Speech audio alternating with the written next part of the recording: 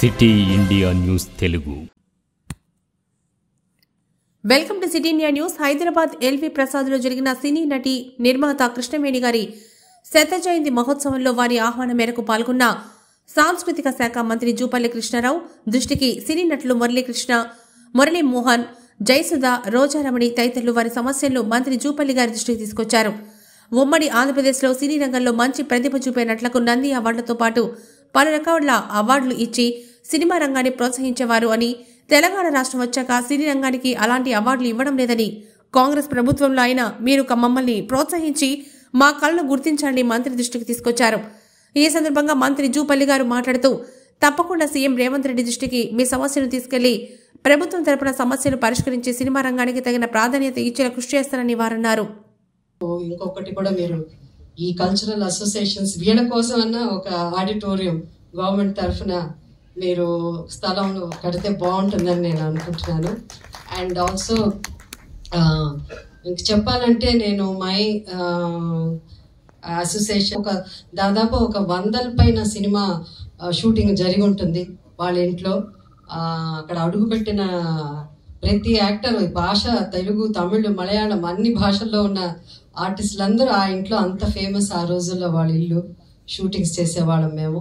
అలాగే శోభనాచలం స్టూడియోస్, నేను మా ఇల్లు కూడా ఆ స్టూడియోస్ లో ఒక పక్కన ఉన్న స్థలంలో నా ఫస్ట్ అందం వచ్చిందనే చెప్పాలి. అండ్ కళాకారులు, ఎందుకంటే మేము ఎక్స్పెక్ట్ చేయలేదు, నేను కూడా ఎక్స్పెక్ట్ చేయలేదు మీరు వస్తారని. ఫోటోలు ఎప్పుడన్నా వేస్తూ ఉంటారు కానీ రారు కదా పొలిటికల్ వాళ్ళు, అలాగే అనుకున్నాను. బట్ మీరు రావడం అన్నది నిజంగా చాలా చాలా సంతోషం sir. Thank you very much once again. Sudhakar గారు థ్యాంక్ యూ. మినిస్టర్ గా ఈ రోజు తొలి పండగగా మీరు రావటం, అది కూడా ఇవాళ అక్కడేమో చాలా పెద్ద కూచిపూడి పెద్ద ప్రోగ్రాం అక్కడ చూసి మళ్ళీ ఇక్కడికి వచ్చి శత జయంతి ఉత్సవాన్ని చేసిన అందుకు సంతోషం. ముఖ్యంగా మంత్రి గారి సమక్షంలో నేను ఒక విషయం మాట్లాడదలుచుకున్నాను సార్. ఇదివరకు ఆంధ్రప్రదేశ్ రాష్ట్ర విభజన జరగకముందు నంది అవార్డ్స్ అనేది ఉండేది.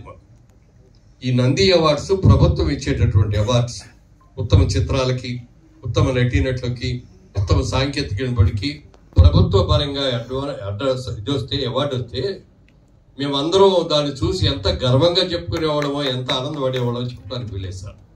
మా షోకేసులో పెట్టుకొని, ఇదిగో నంది అవార్డు వచ్చింది నాకు, ఫలానా సంవత్సరం నంది అవార్డు వచ్చింది, ఫలానా సంవత్సరం నాకు ఉత్తమ నటుడిగా వచ్చింది, ఉత్తమ నటిగా వచ్చింది, ఉత్తమ డైరెక్టర్గా వచ్చిందని ఎంతో ఘనంగా చెప్పుకుంటాం.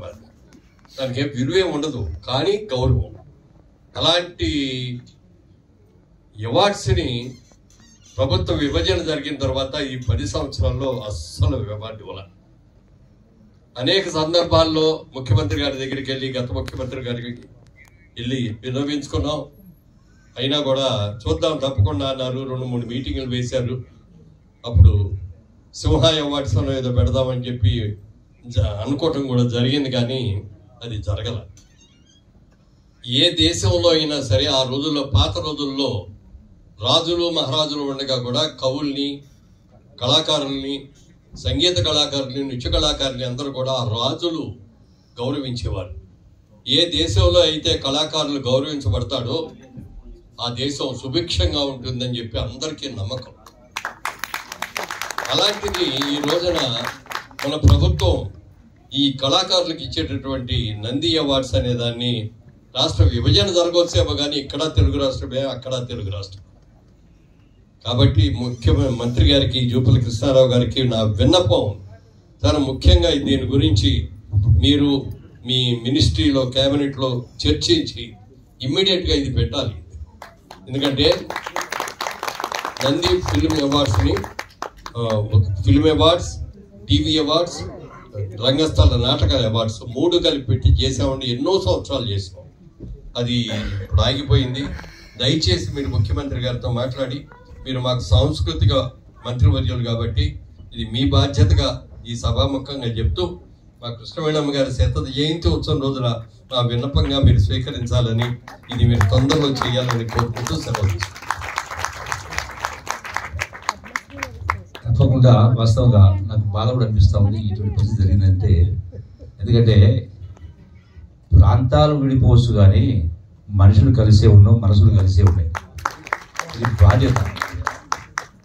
100% ఆ శాఖకు మంత్రి కాబట్టి నా బాధ్యత కాబట్టి 100% వీలైన తొందరలో ముఖ్యమంత్రితో మాట్లాడి 100% ఒప్పించి 100%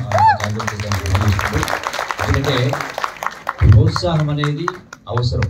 అది ఆటలైనా, పాటలైనా, నాటకాలైనా, రంగస్థలమైన, సినిమాలైనా ఏదైనా అవసరం కాబట్టి 100% అంటే సమాజం అభివృద్ధి కోసం, నాగరికత కోసం, పెడదారిన బట్టకుండా ఉండడం కోసం ఇది అవసరం కాబట్టి ఒకరు అడగకుండానే చేయాల్సిన పని కాబట్టి మీరు జ్ఞాపకం చేసినందుకు మీకు ధన్యవాదాలు తెలియజేస్తూ 100% వీళ్ళని తొందరగానే ఆ యొక్క కార్యక్రమం ఏర్పాటు చేస్తాను సమ్మెగా విజయం చేస్తూ నేను తెలంగాణ రాష్ట్రం తరఫున మన్నించవలసిందిగా కోరుతా ఉన్నాను.